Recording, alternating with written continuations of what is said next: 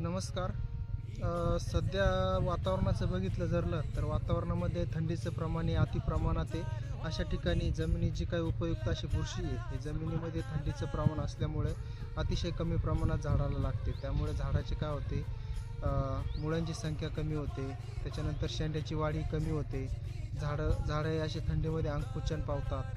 तर त्याच्यासाठी आपल्याला एक नैसर्गिक जीवाणूंची एक स्लरी आपल्याला द्यायची आहे. त्यामध्ये 200 लिटर पाण्यामध्ये आपल्याला घ्यायचं आहे दूध, 5 लिटर, त्यामध्ये गूळ घ्यायचं आहे आपल्याला 2 किलो, त्यामध्ये घ्यायचं आहे लिप्टर व्यायाम 200 ग्रॅम, आणि त्यामध्ये आपल्याला अजून एक घ्यायचं आहे ग्लुकोन डी 1 किलो, आणि 20 नग अंडे. हे आपल्याला सगळं एकत्र मिश्रण करून घ्यायचं आहे. एक दिवस भिजत ठेवायचं आहे आणि दुसऱ्या दिवशी झाडाला द्यायचं आहे. त्यामध्ये काय होणार आहे, झाडाची जी काही थांबलेली मुळी ही अतिशय चांगल्या प्रमाणात कार्य करण्यास सुरुवात करते.